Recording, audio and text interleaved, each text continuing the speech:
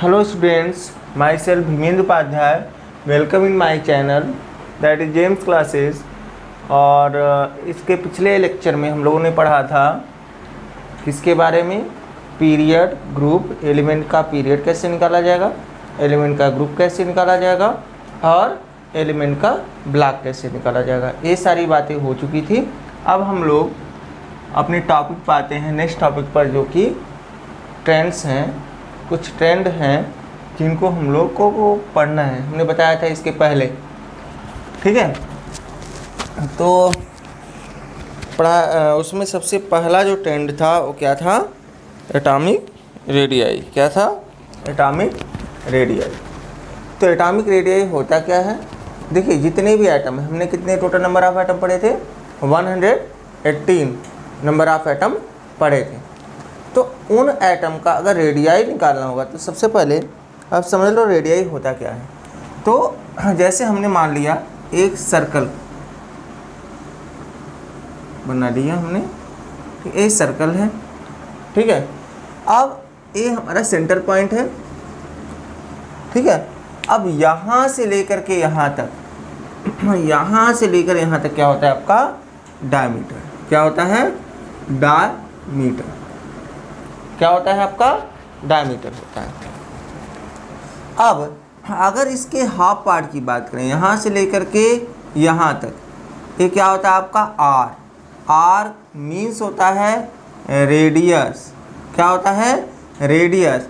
और यहाँ से लेकर यहाँ तक क्या होता है आपका डी, जिसे हम बोलते हैं डायमीटर, ठीक है। अब मान लीजिए पूरा एटम है, ये आपका न्यूक्लियस है। क्या है? ये हमारा न्यूक्लियस है और ये पूरा एटम है। न्यूक्लियस के बाहर सेल वगैरह हैं, ठीक है, ये सेल है मान लीजिए। और इसके बाहर सबसे आउटर मोस्ट सेल हमारा ए है। क्या है आपका? आउटर मोस्ट सेल हमारा ए है, समझ गए। यहाँ पे आउटर मोस्ट सेल ए हमारा क्या है? न्यूक्लियस है। अब इसको डिफाइन कैसे करेंगे? ये पूरा हमारा क्या है? एटम है। Nucleus, distance from nucleus to outermost shell. क्या होता है radius? The distance between nucleus and outermost shell. Nucleus and outermost shell, ये हो गया रेडियस। लेकिन भैया इतना आसान नहीं होता है एटम का रेडियस निकालना, ठीक है। एटम का रेडियस निकालना इतना आसान नहीं होता है। तो इसलिए हम लोग क्या करते हैं, जितने भी, अगर किसी भी एटम का रेडियस निकालना होता है तब हम उस एटम के मॉलिक्यूल को ले लेते हैं, उस एटम के मॉलिक्यूल को ले लेते हैं। जैसे हम मान लेते हैं H2, Cl2, Br2। अब यहाँ पे एक बात और समझ में नहीं आएगी। क्या समझ में नहीं आएगी भैया? यहाँ पे हमने लिखा है जितने भी नॉन मेटल एलिमेंट हैं। क्लोरीन नॉन मेटल है, ब्रोमीन नॉन मेटल है। लेकिन अगर मेटल ले लें हम, जैसे हमने ले लिया सोडियम, तो बताओ कि इसमें ये तो मॉलिक्यूल यहाँ पे दिख नहीं रहा है, यहाँ पे एटम। तो बच्चों जब भी सोडियम या आयरन कोई भी मेटल ले लो तो सोडियम अकेले नहीं पाया जाता है। कोई भी मेटल अकेले मीन्स सिर्फ एक ही एटम नहीं पाया जाएगा, उसमें बहुत सारे एटम पर फ्रीली ये नहीं रहते हैं। मीन्स सोडियम, कई सोडियम एटम से, सोडियम का जो ए क्रिस्टल है वो कई सोडियम एटम से मिलकर बना हुआ होगा। और सोडियम एटम के बीच एक बॉन्ड काम करता है जिसे हम लोग बोलते हैं मेटेलिक बॉन्ड। क्या बोलते हैं? Metallic bond. और जितने भी बॉन्ड नॉन मेटल के बीच बनते हैं उसे बोला जाता है कोवैलेंट बॉन्ड। क्या बोला जाता है? Covalent bond. और एक और बॉन्ड होता है जिसे हम लोग बोलते हैं वान डर वाल फोर्सेज या वान डर वाल बॉन्ड। चलिए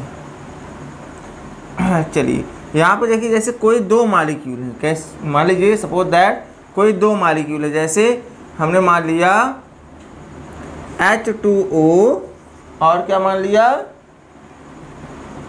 HF। क्या मान लिया? H2O और क्या मान लिया हमने? HF। चलिए देखते हैं। हाइड्रोजन किस बॉन्ड से जुड़ा हुआ होता है?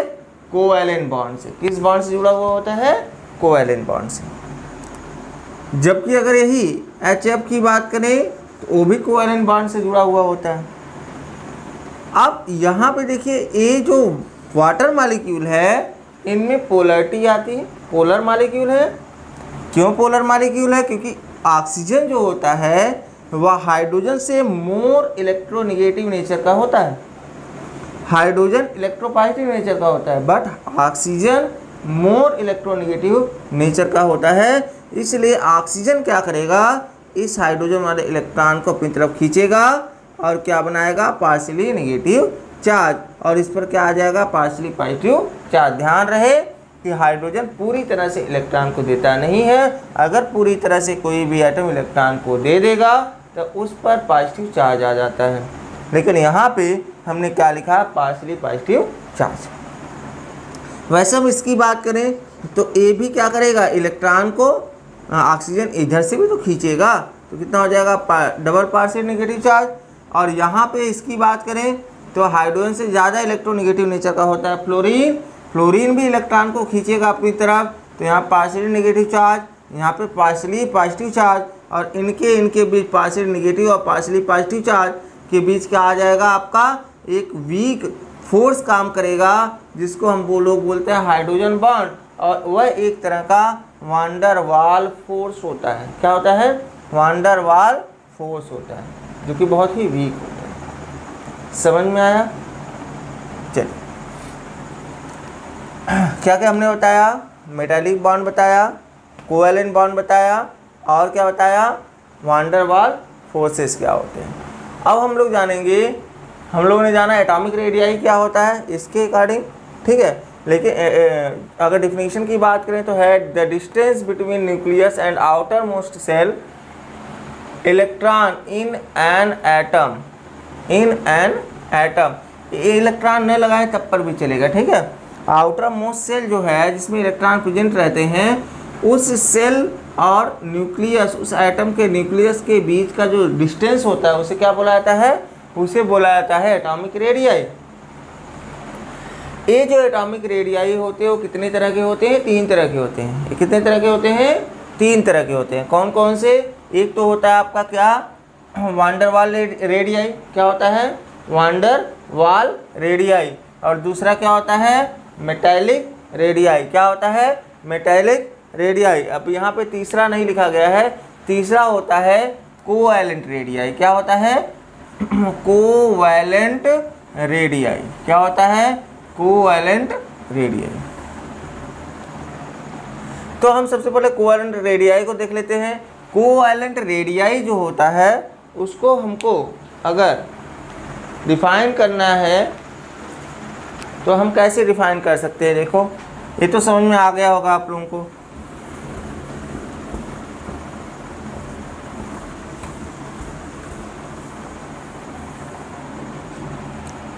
देखिए, हम एक पूरे सेल को, पूरे एटम के स्ट्रक्चर को बनाते हैं।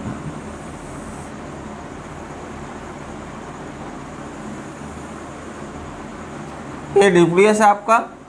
न्यूक्लियस में पॉजिटिव चार्ज होता है, और क्या होते हैं इसमें? सेल होते हैं। सेल क्या होता है? एक पाथ होता है जिस पाथ में इलेक्ट्रॉन रिवॉल्विंग करते हैं। चलिए, अब यहाँ पे एक तो ए एटम हो गया। अगर हमको H2 बनाना है, H2 का स्ट्रक्चर, सॉरी क्या बनाना है? H2 का स्ट्रक्चर बनाना है, तो आप कैसे बनाओगे? चलिए, ये आपका न्यूक्लियस है।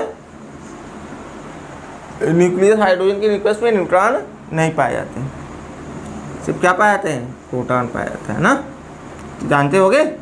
चलिए, हाइड्रोजन के आउटर मोस्ट शेल में कितने इलेक्ट्रॉन? 1 इलेक्ट्रॉन। चलो ठीक है, वो भी यहाँ पे 2 हाइड्रोजन लगे हुए हैं बच्चों। अब यहाँ पे एक इलेक्ट्रॉन यहाँ पे हो गया भैया। अब दूसरा जो हाइड्रोजन एटम रहेगा वो इस तरह का होगा।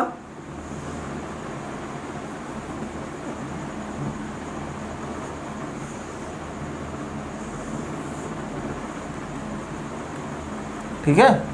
अब देखिए हम क्या करेंगे, ए न्यूक्लियस है, न्यूक्लियस के बीच दो एटम किसी मॉलिक्यूल के दोनों एटम के न्यूक्लियस के बीच के दूरी का हाफ पार्ट, दूरी क्या होता है, हाफ पार्ट होता क्या, इस एटम का रेडियस। अब देखो हमने कहा सिर्फ एक ही एटम का रेडियस निकालना होगा तो बहुत डिफ़िकल्टी होगी, लेकिन यहाँ पे कितने एटम हैं, दो एटम हैं, दो एटम का हेल्प ले रहे हैं, लेकिन हम कितने एटम का निकाल रहे हैं, सिर्फ एक ही एटम का रेडियस निकाल रहे हैं और निकल भी जाता है। देखिए कैसे निकलता है, यहाँ पे दो एटम ने है, ये मॉलिक्यूल है, क्या होता है ये मॉलिक्यूल है, मॉलिक्यूल में दो एटम है। अब क्या किया हमने, कहा डिफिनीशन के अकॉर्डिंग कि किसी भी मॉलिक्यूल के जो एटम रहते हैं, ऐसा नहीं दो ही एटम हो, तीन एटम हो सकते हैं, चार एटम हो सकते हैं, पांच एटम हो सकते हैं, ठीक है, लेकिन हम सिर्फ दो एटम को उसमें से लेते हैं, ठीक है। दो एटम के बीच के डिस्टेंस का, दो एटम के बीच के डिस्टेंस का हाफ पार्ट क्या होता है, रेडियस होता है, क्या होता है, उस एटम का रेडियस होता है। अब इसका हाफ पार्ट, इसका पूरा मतलब दो एटम के न्यूक्लियस के बीच के डिस्टेंस का हाफ पार्ट हमने कर दिया, यहाँ से लेकर देखो, यहाँ से लेकर यहाँ तक आपका डिस्टेंस समझ में आया होगा, ठीक।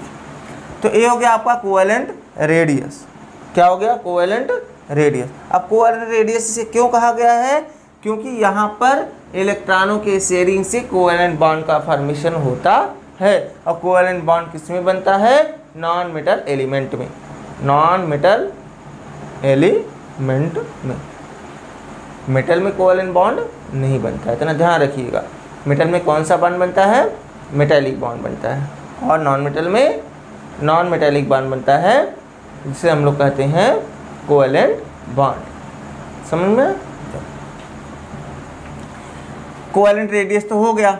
अब बात आई वान डेर वाल, सॉरी पहले मेटेलिक रेडियाई की बात कर लेते हैं। मेटेलिक रेडियाई क्या होता है, मेटेलिक रेडियाई यही सब एग्जाम्पल वही रहेगा, जो ये जो फिगर है वही रहेगा, सब कुछ वही रहेगा।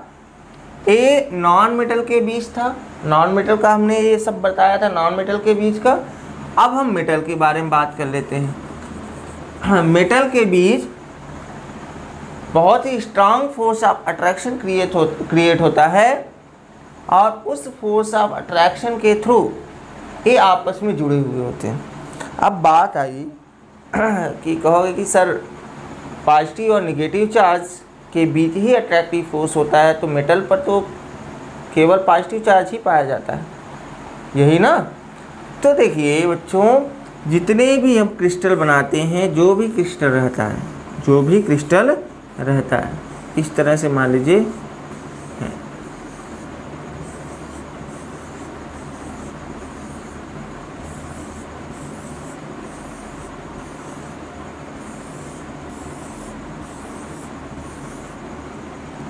अब ये पॉजिटिव चार्ज है हमारा, हमारे जो सोडियम आयन है, समझ लो एक तरह का सोडियम आयन, ये सब सोडियम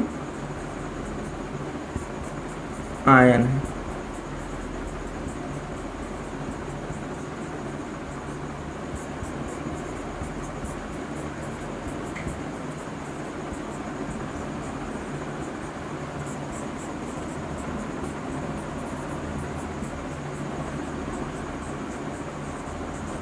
क्या है सब, सोडियम आयन। अब भैया सोडियम आयन कैसे बनता है पता भी है आपको, सोडियम है, सोडियम आयन में कब कन्वर्ट होगा, कैसे, सोडियम अपना इलेक्ट्रॉन निकालेगा और यह सोडियम आयन में कन्वर्ट हो जाएगा। अब जो ये भैया इलेक्ट्रॉन निकला हुआ है, वह इलेक्ट्रॉन कहीं इंडिकेट करोगे, इंडिकेट कहाँ करोगे, यहाँ पे, कहाँ पे करोगे, सब में से इलेक्ट्रॉन निकला होगा, हम यहाँ पे इलेक्ट्रॉन को इंडिकेट कर देते। अब बताओ हो गया ना, यहाँ पे पॉजिटिव चार्ज और यहाँ पे नेगेटिव चार्ज, हुआ कि नहीं। अब पॉजिटिव चार्ज और नेगेटिव चार्ज के बीच फोर्स ऑफ अट्रैक्शन क्रिएट होगा, और इन्हीं का इलेक्ट्रॉन है। अगर दूसरे का इलेक्ट्रॉन होता तो बात की बात रहती, लेकिन यह इलेक्ट्रॉन सोडियम का ही है। सोडियम क्या करेगा, इलेक्ट्रॉन को इलेक्ट्रॉन अगर इसके पास आएंगे तो सोडियम क्या करेगा, सोडियम तो निकालता है, तो है सोडियम निकालता है। अगर इलेक्ट्रॉन को इसमें इंजेक्ट करा जाए, इसमें डाला जाए, एक सोडियम इलेक्ट्रॉन को ले ले तो किस में कन्वर्ट हो जाएगा, सोडियम एटम में ना। अब सोडियम एटम के फॉर्म में रहना नहीं चाहता, कोई भी एटम अपने एटम एटॉमिक फॉर्म में नहीं रहना चाहता। क्यों नहीं रहना चाहता, क्योंकि एटम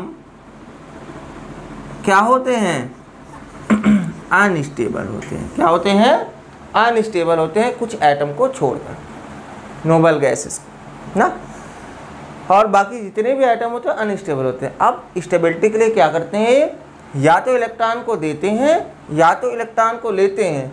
लेकिन यहाँ पे सोडियम क्या करता है, इलेक्ट्रॉन को निकालता है और किस में पहुँच जाता है भैया, सोडियम आयन में, और यह क्या बन जाता है, एक तरह का स्टेबल हो जाता है। कहने का मतलब स्टेबल हो जाता है। और अपने आप को स्टेबल करने, क्रिस्टल में हमेशा सोडियम इस फॉर्म में न रह करके किस फॉर्म में रहता है, इस फॉर्म में रहता है। समझ में आ गया। अब मेटालिक बॉन्ड जो मेटालिक रेडियाई जो होता है उसका डिफिनेशन देख लीजिए, वही चीज़ है। यहाँ पे हम मेटल ले रहे हैं, कोई भी मेटल है, दो मेटल हैं और दोनों मेटल के बीच के दोनों मेटल के न्यूक्लियस के बीच के डिस्टेंस का हाफ पार्ट क्या कहलाता है, उस मेटल का रेडियस कहलाता है। ठीक है, उस मेटल का रेडियस कहा जाता है। आपको अपने से लिखना है, आप समझ के लिख लीजिएगा। हमेशा मेटालिक रेडियाई जो होता है मेटल के बीच बनता है, मेटल के एटम में बनता है, और जो हमारा क्या है कोवैलेंट रेडियाई होता है वह किसके बीच बनता है, नॉन मेटल के बीच। ठीक है, नॉन मेटल दो एटम को लेना और उसको जोड़ देना, जोड़ने के बाद उसका क्या करना है, आधा का आधा पार्ट, आधा का ये हमने क्या किया, आधा पूरा पार्ट कर लिया, उसका आधा पार्ट कर लिया, हमारा रेडियाई निकल गया। अब बात आई वान डेर वाल रेडियाई की। क्या आई, वान डेर वाल रेडियाई बात आई। चलिए उसकी बात कर लेते हैं भैया। अगर हम वान डेर वाल रेडियाई की बात करें तो यहाँ पे हमने क्या कर लिया, यहाँ पे हमने दो एटम लिया, मालिक्यूल ले लिया, एक बड़ा हो जा रहा है एक छोटा हो जा रहा है। चलो इस पर ध्यान मत दीजिएगा, इतना फिगर है।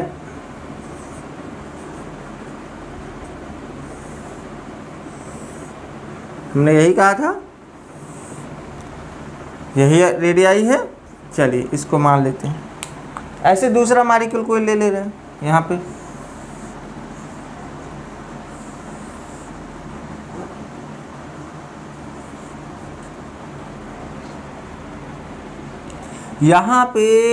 यहाँ पर भी ऐसी है,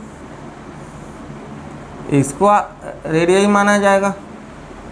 ठीक है, अब देखिए, अब जब इनको पास पास लाओगे, इनको क्या करोगे, पास पास लाओगे, तो इनके बीच एक वीक फोर्स काम करता है। क्या करता है, वीक फोर्स काम करता है, जिस फोर्स को बोलते हैं वान डेर वाल फोर्स। क्या बोलते हैं, वान डेर वाल फोर्स। और इसी के डिस्टेंस का हाफ पार्ट क्या कहलाता है आपका, वान डेर वाल रेडियाई। क्या कहलाता है, वान डेर वाल रेडियाई। समझ में आया। चलिए ये तो हो गया आपका क्या, एटॉमिक रेडियाई के बारे में बात हुई। क्या क्या बात हुई, एटॉमिक रेडियाई कितने पार्ट होते हैं, 3 पार्ट होते हैं। कौन कौन से, एक आपका कोवैलेंट रेडियाई, दूसरा मेटालिक रेडियाई, तीसरा क्या, van der Waals radii. Covalent radii हमारे हमेशा नॉन मेटल के बीच बनता है, और मेटालिक रेडियाई किस में बनता है, मेटल के बीच बनता है।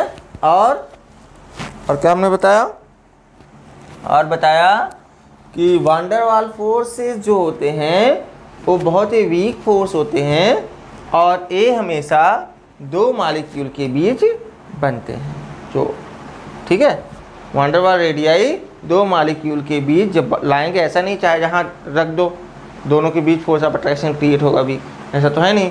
हम यहाँ रहे और कोई दूसरा कहीं रहे, मान लीजिए 1 किलोमीटर दूर है, तो ऐसा हम तो देख ही नहीं रहे हैं उसको, क्या अट्रैक्शन फील करेंगे। लेकिन वो जो पास पास आएगा थोड़ा दूर आएगा, थोड़ा पास में आएगा, ऐसे खड़ा हो जाएगा बेचारा, तो आप जनरली पूछ ही लोगे कहाँ जाना है, आपको पूछ लोगे ना कि कहाँ जाना है। तो मतलब एक तरह का अट्रैक्शन हुआ, और वो बहुत ही वीक था, हमको क्या पता वो कौन है, हमको क्या पता वो कौन है, कहाँ जा रहा है, लेकिन एक मानवता के कारण हम क्या कर लेते हैं, उससे पूछ लेते हैं। ठीक है, तो वही चीज़ यहाँ पे होता है कि जब दो मॉलिक्यूल को लाते हैं पास पास, तो उनके बीच एक वीक फोर्स काम करने लगता है, जिस वीक फोर्स का नाम होता है वान डेर वाल फोर्स। और इस जब उस डिस्टेंस पर आ जाएगा तो उसका हाफ पार्ट कर लो भैया, और उसी के डिस्टेंस को क्या बोला जाता है, वान डेर वाल रेडियाई। ठीक है, अब बात आई ट्रेंड की, एटॉमिक रेडियाई के ट्रेंड की। अगर हमने तो यहाँ पे नहीं बनाया है पीरियोडिक टेबल, लेकिन अगर पीरियोडिक टेबल में आप देखोगे, ऊपर से नीचे जाओगे या लेफ्ट टू राइट जाओगे, टॉप टू बॉटम जाओगे या लेफ्ट टू राइट जाओगे, दो चीज़ खाली लेकर आपको 2 पॉइंट लिखने होते हैं, एक टॉप टू बॉटम और एक लेफ्ट टू राइट। लेफ्ट किधर से जाओगे, लेफ्ट इधर से इधर की तरफ, लेफ्ट से राइट, टॉप टू बॉटम। अब आपको कुछ एलिमेंट की नेम तो लर्न होने चाहिए भाई, तो हम सिर्फ एक ही एल्कली मेटल को लेकर के हम बताते हैं उसको। चलिए, अगर हम एल्कली मेटल की बात करें तो एल्कली मेटल में कितने एलिमेंट पाए जाते हैं, 7 एलिमेंट पाए जाते हैं। अब कौन कौन से एलिमेंट पाए जाते हैं भैया, देखो, hydrogen, lithium, sodium, potassium, rubidium, caesium, francium, यही ना पाया जाता है। आप पीरियोडिक टेबल देखिए अपना, इसका एटॉमिक नंबर होता है 1, इसका 2, इसका 3, इसका 4, इसका 5, इसका 6, इसका 7। ठीक है, अब देखिए ये क्या है, आपका एटॉमिक नंबर है, क्या है, एटॉमिक नंबर है। अब एक हमने बताया है कि जो एटॉमिक नंबर होता है भैया, वो क्या होता है, वो नंबर ऑफ इलेक्ट्रॉन होता है। क्या होता है, नंबर ऑफ इलेक्ट्रॉन होता है, या नंबर ऑफ प्रोटॉन भी हो सकता है। चलिए, ये तो समझ में आ गया। अब हम क्या करेंगे,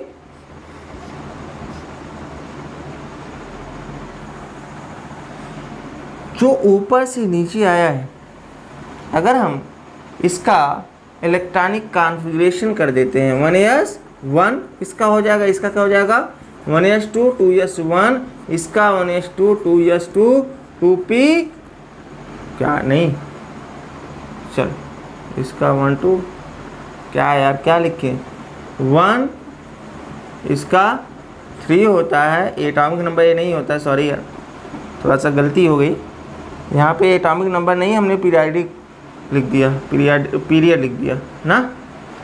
तो इसका 1s2 2s2 2s2 2p 6 3s1, इसका 1s2 2s2 2p6 3s2 3p6 4s1, 1s2 2s2 2p6 3s2 3p6 4s2 3d10 5s, देखो sp sp sd 4p6, और क्या होगा sp sp sdp sdp 5s1। ये फार्मूला ऐलान करना तो पड़ेगा ना आपको। कितना हो गया, 2 2 4 4 6 10 to 12 6 18 18 to 20 10 30 36 37, इसका 19, इसका कितना हो गया 11 हो गया। ऐसे आप देखिएगा, इसका लास्ट में 6s1 आएगा, इसमें लास्ट में 6s1 आएगा, और इसमें लास्ट में 7s1 आएगा। अब एक बात बताइए आप लोग, हमने क्या क्या बताया है, हमने 3 चीज़ें बताई हैं।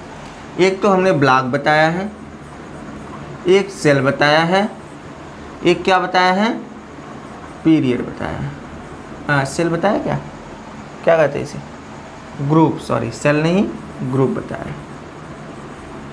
चलो अब बताइए ये सारे एलिमेंट किस ब्लॉक के हैं, किस ब्लॉक के हैं, एस ब्लॉक के हैं। क्यों भैया एस ब्लॉक के हैं, क्योंकि इसका लास्ट वाला सेल किस सब सेल में गया है, एस सब सेल में गया है, इसलिए हमने बोल दिया एस ब्लॉक का एलिमेंट है। अगर ग्रुप की बात करें तो किस ग्रुप का है, ये एस ब्लॉक का एलिमेंट है। तो एस ब्लॉक के एलिमेंट के लास्ट वाले सेल में मीन्स वैलेंसी सेल में जो नंबर ऑफ इलेक्ट्रॉन होता है वही क्या होता है, उसका ग्रुप होता है। इसमें लास्ट वाला इलेक्ट्रॉन कौन सा है, ए वाला है। लास्ट वाला इलेक्ट्रॉन किस में गया है, लास्ट वाले सेल में कितने इलेक्ट्रॉन हैं, 1 इलेक्ट्रॉन है। कितने हैं, देखो 1 इसमें भी है, इसमें भी है, इसमें भी है, इसमें भी है, इसमें भी है, इसमें भी है और इसमें भी है। तो ग्रुप क्या हो गया आपका 1, क्या हो गया 1। पीरियड की बात करें तो पीरियड जो लास्ट वाला सेल होता है, पीरियड बराबर क्या होता है, लास्ट सेल। अब बताओ लास्ट सेल इसका कितना है, 1, इसका 2, इसका 3, इसका 4, इसका 5, 6 एंड 7। तो पीरियड हो गया। अब बात ये बताइए कि ऊपर से नीचे जाने पर top to bottom atomic number बढ़ रहा है, एटॉमिक नंबर बढ़ रहा है। पहली चीज क्या बढ़ा, एटॉमिक नंबर क्या बढ़ा। अब एटॉमिक नंबर बढ़ा तो और क्या बढ़ा, सेल बढ़ा, सेल बढ़ा ना। चलिए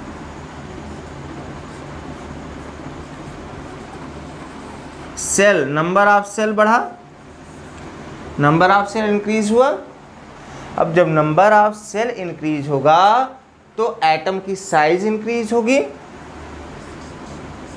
साइज ऑफ। हम लोग इसके पहले एटॉमिक रेडियाई की बात कर चुके हैं। एटॉमिक रेडियाई की बात आता है, नेक्स्ट आपका टॉपिक है इलेक्ट्रोनेगेटिविटी। इलेक्ट्रोनेगेटिविटी की बात आज अभी हम लोग करने जा रहे हैं, ठीक है। तो होता क्या है इलेक्ट्रोनेगेटिविटी, सबसे पहली बात होगी कि इलेक्ट्रोनेगेटिविटी की डिफिनेशन यहाँ पे लिखा गया है, tendency to attract one pair of electron, tendency to attract one pair of electron. ऐसी टेंडेंसी जिसके थ्रू कोई भी एलिमेंट 1 पेयर ऑफ इलेक्ट्रॉन को अपनी तरफ अट्रैक्ट करता है, ठीक है। मीन्स पूरा टोटल मिला के इलेक्ट्रोनेगेटिविटी जो होती है एक टेंडेंसी होती है। इलेक्ट्रोनेगेटिविटी क्या होती है, एक टेंडेंसी होती है किसी भी एटम के, वो सारे एटम के पास होता है, किसी के पास ज़्यादा होता है, किसी के पास कम होता है। जिसके पास ज़्यादा होता है वो इलेक्ट्रॉनों को आसानी से अपनी तरफ अट्रैक्ट कर सकता है।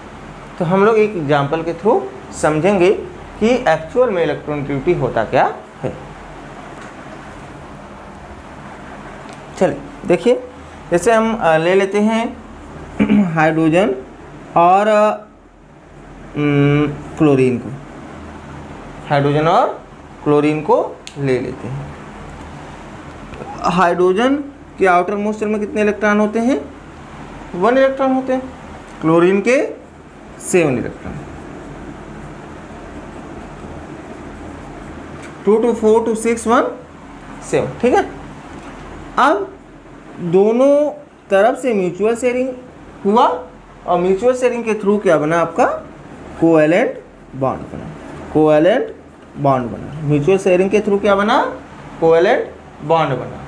क्या बना, कोवैलेंट बॉन्ड। अब क्या होता है इसमें खास बात क्या होती है, कोवैलेंट बॉन्ड तो बना, ठीक है, लेकिन होता क्या है कि ये जो इलेक्ट्रॉन होते हैं वह क्लोरीन की तरफ अट्रैक्ट होते हैं, क्लोरीन के पास होते हैं, करीब होते हैं, नज़दीक होते हैं, ठीक है।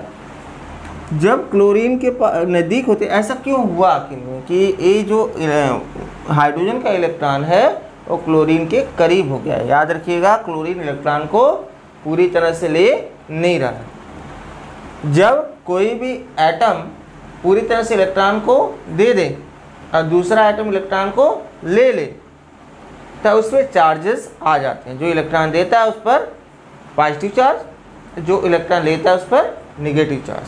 ठीक है, तो डिफरेंट पोल बन जाते हैं प्लस और निगेटिव का, ठीक है, प्लस और माइनस का, और दोनों के बीच फोर्स ऑफ अट्रैक्शन क्रिएट होता है, और इस तरह के जो बॉन्ड का फॉर्मेशन होता है उस बॉन्ड को बोलते हैं इलेक्ट्रोवैलेंट बॉन्ड। इलेक्ट्रोवैलेंट बॉन्ड बताया जाएगा आगे। चलिए अब देखिए ऐसा क्यों है, क्योंकि इनकी जो इलेक्ट्रोनेगेटिविटी है भैया वो क्या है, ये मोर इलेक्ट्रोनेगेटिव नेचर का होता है, मोर इलेक्ट्रोनेगेटिव नेचर का होता है। जबकि यही हाइड्रोजन की बात करें, इनकी भी इलेक्ट्रोनेगेटिविटी होती है, लेकिन इसकी क्या होती है, कम होती है, लेस इलेक्ट्रोनेगेटिव नेचर का होता है, लेस इलेक्ट्रोनेगेटिव नेचर का होता है, या इसे बोलते हैं लेस इलेक्ट्रोनेगेटिविटी। ठीक है, समझा? जिसके पास ज़्यादा होगी वो इलेक्ट्रॉन को आसानी से अपनी तरफ अट्रैक्ट कर सकता है, बस यही इसका मीन्स होता है, समझे ना?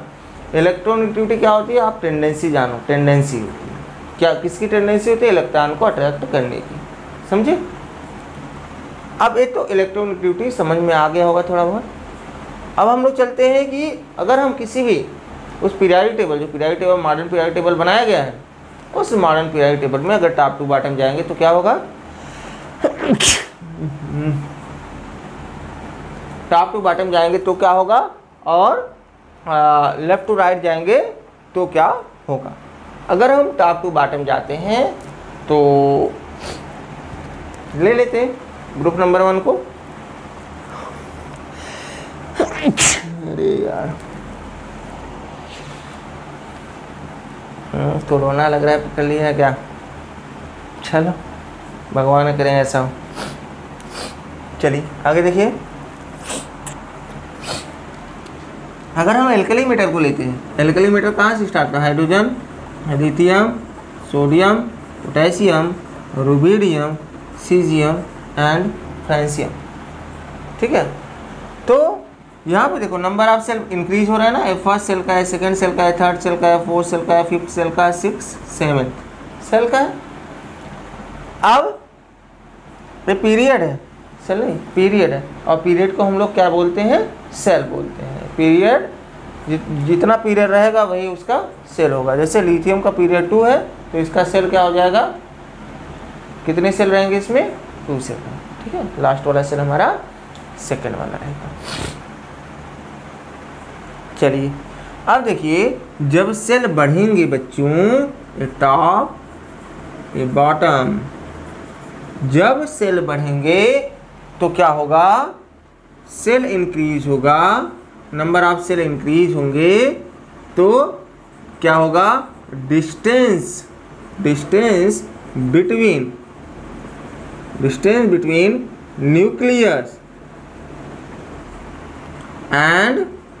न्यूक्लियस एंड क्या, आउटर मोस्ट सेल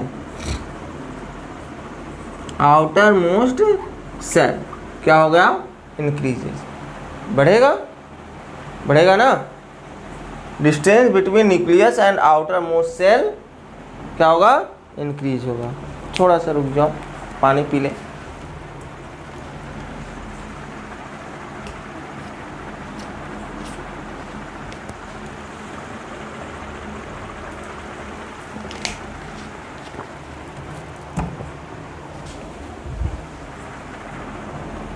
ठीक है, तो देखिए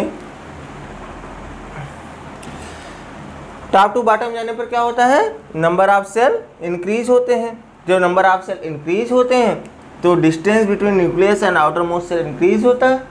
ठीक है, और जब इंक्रीज होता है बच्चों, तब वह इलेक्ट्रॉन को गेन नहीं करते जल्दी, वो इलेक्ट्रॉन को डोनेट ही करते हैं। क्या करते हैं, इलेक्ट्रॉन को डोनेट करते हैं। चलिए, तो इससे क्या हुआ हमारा, इससे ये पता चला कि टॉप टू बॉटम जाने पर इसकी electronegativity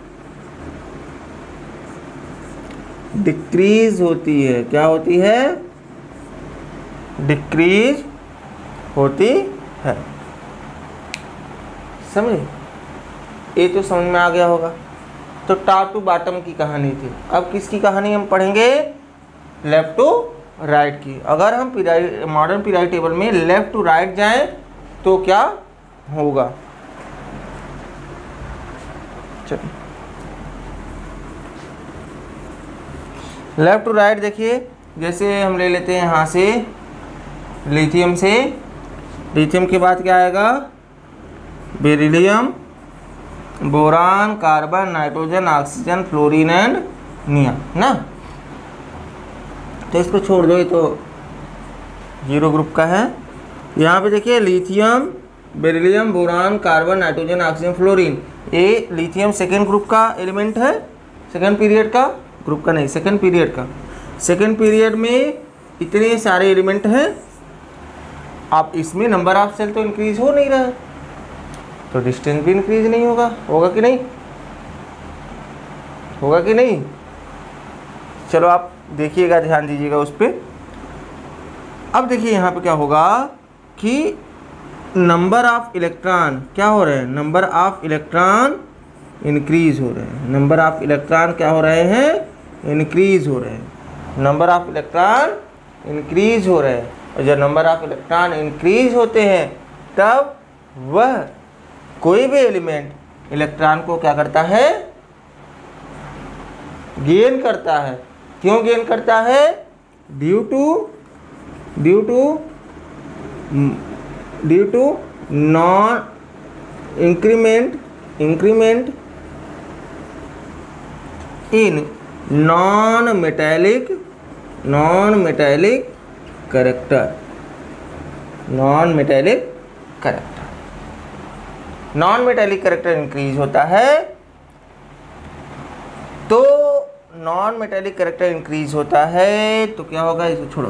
due to increment in non metallic character the electronegativity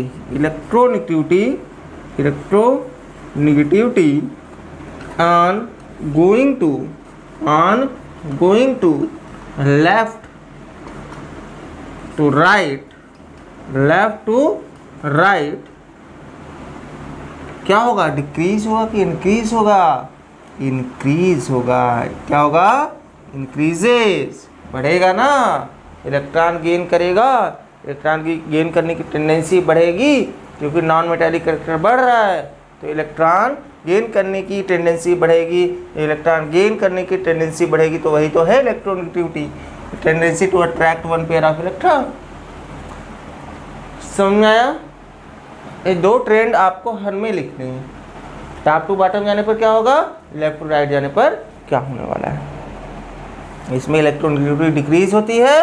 क्यों? क्योंकि नंबर ऑफ सेल इंक्रीज होते हैं। नंबर ऑफ सेल इंक्रीज होने से डिस्टेंस न्यूक्लियस और आउटर मोस्ट सेल के बीच का बढ़ता है, जिसके कारण यहाँ पे इलेक्ट्रोनेगेटिविटी डिक्रीज होती है। अब यहाँ पे दूसरे पॉइंट में लिखोगे, क्या लिखोगे कि लेफ्ट टू राइट जाने पर इलेक्ट्रोनेगेटिविटी इंक्रीज होती है due to the increment in non metallic character. बस ठीक है। इसके बाद देखिए आपका सेकंड आता है आयनाइजेशन एंथैल्पी। क्या आता है? Ionization enthalpy. इसको इरेज कर देते हैं।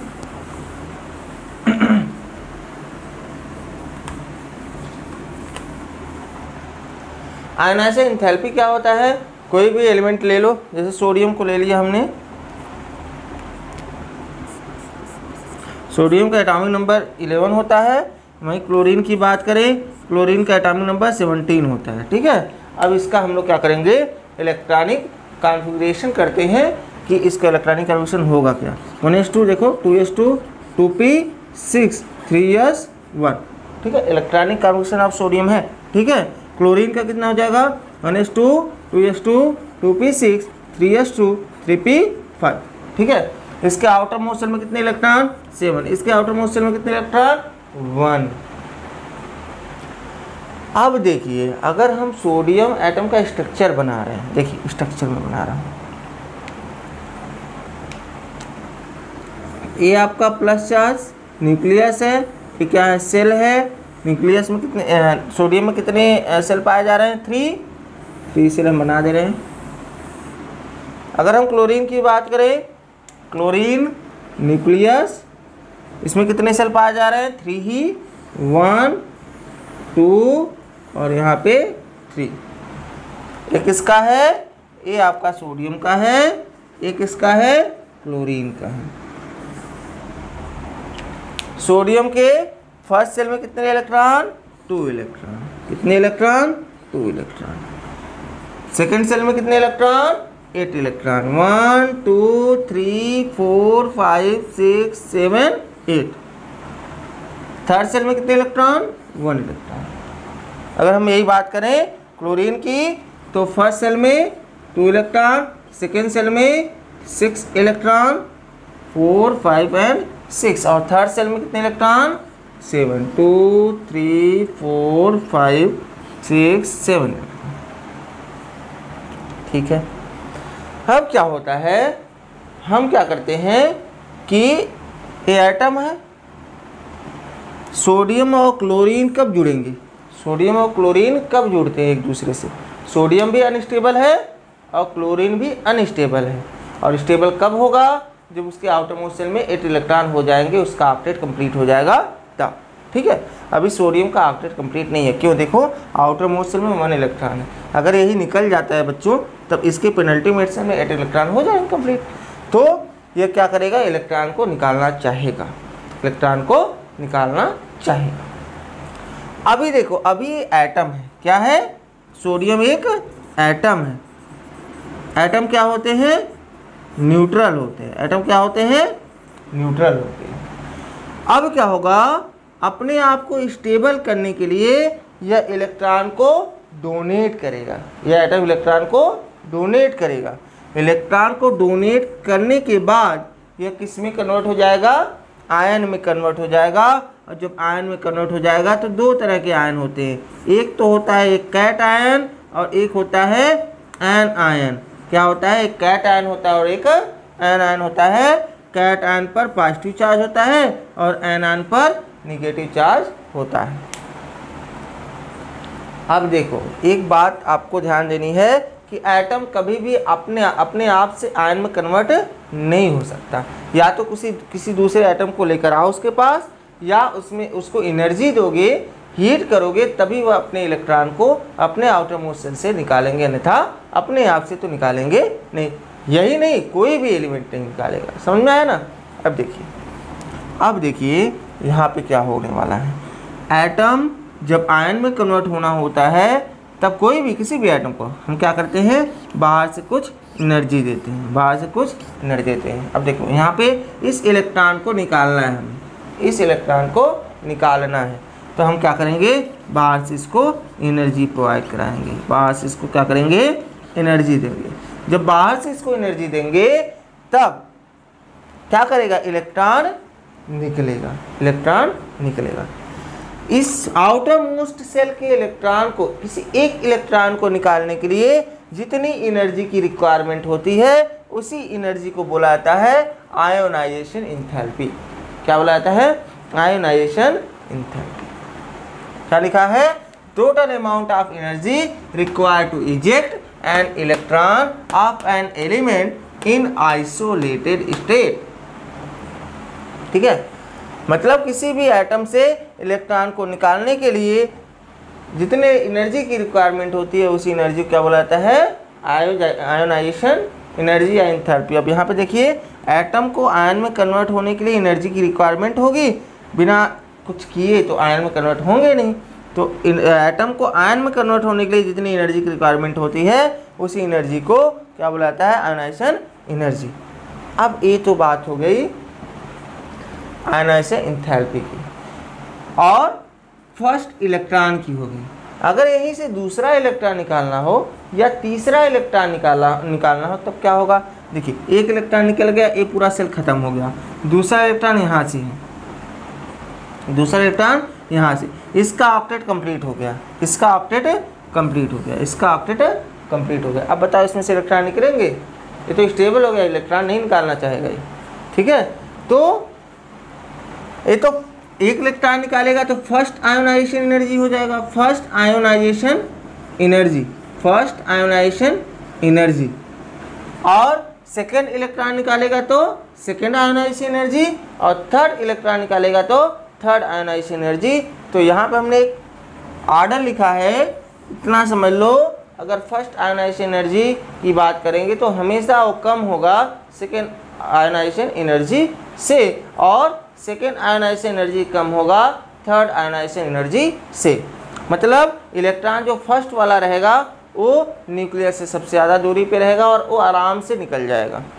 दूसरा जो इलेक्ट्रॉन है उसको निकालने के लिए बहुत ज़्यादा एनर्जी की रिक्वायरमेंट होगी, और तीसरे इलेक्ट्रॉन को निकालने के लिए और ज़्यादा एनर्जी की रिक्वायरमेंट होती है। ये ऐसी बात नहीं है बहुत ज़्यादा एनर्जी की रिक्वायरमेंट। जैसे यहाँ पे देखो, मान लीजिए हमने इस इलेक्ट्रॉन को निकाला तो हमें कम एनर्जी की रिक्वायरमेंट, मीन्स इसका H1 मीन्स इनका जो आयोनाइजेशन एनर्जी है ये तो बहुत कम है।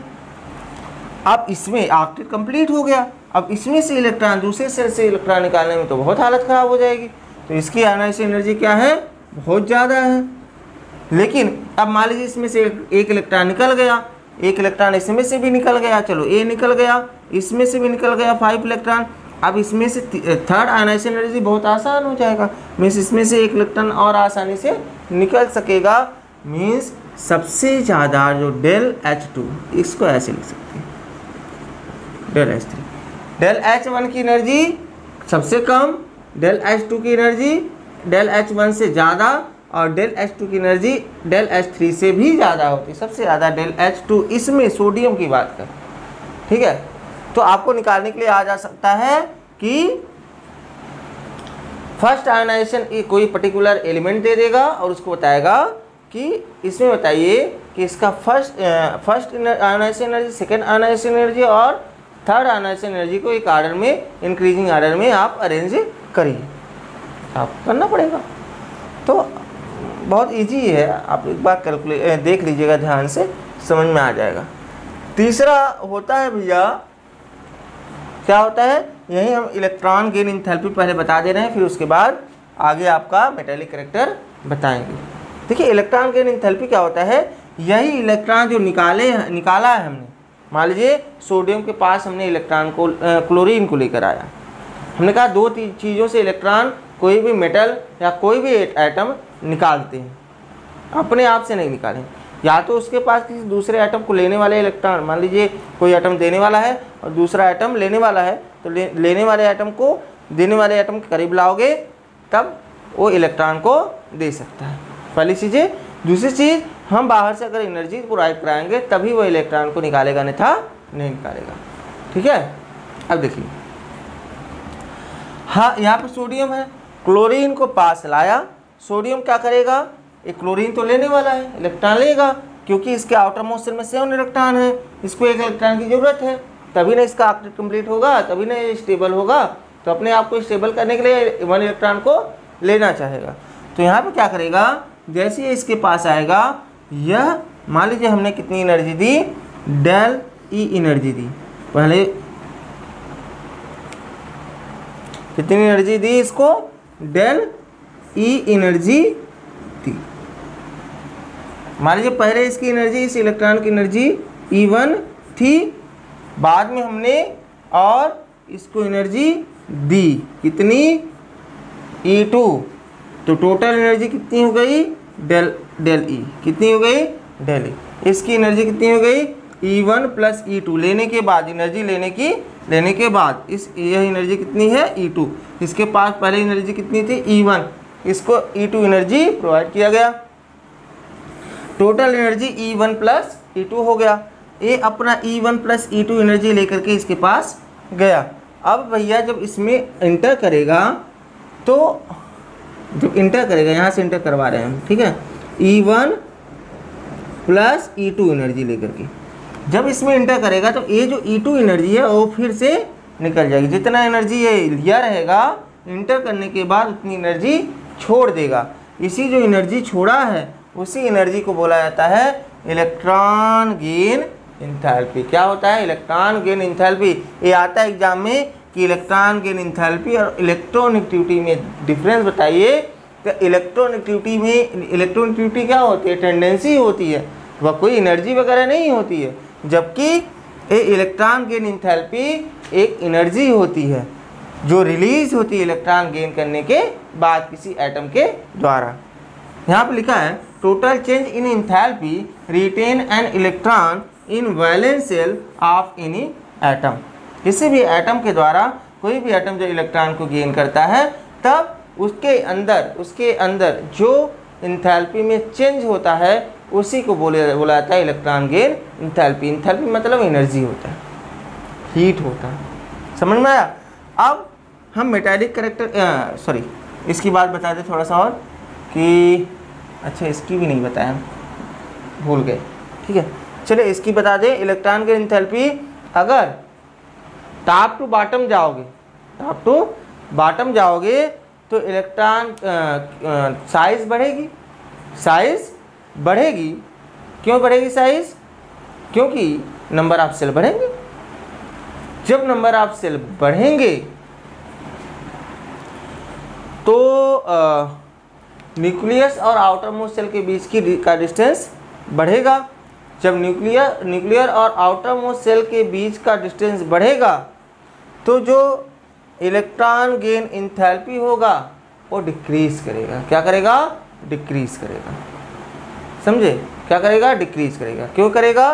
क्योंकि न्यूक्लियस और आउटर मोस्ट सेल के बीच का डिस्टेंस बड़ा है तो आसानी से यह इलेक्ट्रॉन आएगा और आसानी से थोड़ा बहुत एनर्जी दे करके रख लेगा। अगर ज़्यादा इलेक्ट्रॉन के पास आता तो बोलो क्या होता? बहुत ज़्यादा एनर्जी की ज़रूरत होती, बहुत ज़्यादा एनर्जी निकलती इसमें से। ठीक है ना? मतलब टॉप टू बॉटम जाने पर जो आपका इलेक्ट्रॉन गेन इंथैल्पी होता है वो डिक्रीज होता है, जबकि लेफ्ट टू राइट जाने पर इंक्रीज होता है। समझे? अगर हम मेटालिक कैरेक्टर की बात करें तो मेटालिक कैरेक्टर क्या होता है? मेटल क्या होता है? मेटल एक ऐसा एलिमेंट होता है जो इलेक्ट्रॉन को डोनेट करता है, डोनेट करने के बाद पॉजिटिव चार्ज में कन्वर्ट हो जाता है। ठीक है, अब ऊपर से नीचे जाएंगे, मीन्स टॉप टू बॉटम जाएंगे तो मेटालिक कैरेक्टर क्या होगा? डिक्रीज होगा। मेटालिक कैरेक्टर क्या होगा? डिक्रीज होगा। डिक्रीज होगा? डिक्रीज नहीं होगा, इंक्रीज होगा। इंक्रीज होगा, ठीक है ना? मतलब ऊपर से नीचे जाने पर इंक्रीज होगा। क्यों इंक्रीज होगा? क्योंकि जितना दूरी बढ़ेगा न्यूक्लियस से आउटर मोस्ट सेल के बीच उतना ही इलेक्ट्रॉन वह आसानी से निकाल देगा। क्यों? क्योंकि फोर्स ऑफ अट्रैक्शन न्यूक्लियस और आउटर मोस्ट इलेक्ट्रॉन के बीच क्या होगा? बहुत ही कम होगा, वो आसानी से इलेक्ट्रॉन को निकाल देंगे। जब आसानी से इलेक्ट्रॉन को निकाल देंगे तो मेटालिक कैरेक्टर क्या होगा? ऊपर से नीचे जाने पर, टॉप टू बॉटम जाने पर क्या होगा? डिक्रीज होगा। और लेफ्ट टू राइट जाने पर क्या होगा? डिक्रीज होगा। क्यों? क्योंकि साइज उतनी ही है लेकिन नंबर ऑफ इलेक्ट्रॉन इंक्रीज हो रहे हैं, और नंबर ऑफ इलेक्ट्रॉन जब इंक्रीज होते हैं तो न्यूक्लियस और इलेक्ट्रॉनों के बीच क्या होता है? फोर्स ऑफ अट्रैक्शन बढ़ जाता है। जब फोर्स ऑफ अट्रैक्शन बढ़ जाएगा तो इलेक्ट्रॉन आसानी से नहीं निकल पाएंगे। तो ये हो गया मेटालिक कैरेक्टर। तो लेफ्ट टू राइट जाने पर क्या होगा? डिक्रीज होगा मेटालिक कैरेक्टर, और टॉप टू बॉटम जाने पर इंक्रीज होगा। समझाया? तो आज के लिए बस इतना ही। कल फिर मिलेंगे और इसके बाद सिर्फ एक ही लेक्चर बचा हुआ है और उसको हम लोग कंप्लीट करके नेक्स्ट चैप्टर में बढ़ेंगे। आज के लिए बस इतना ही। सभी को गुड नाइट।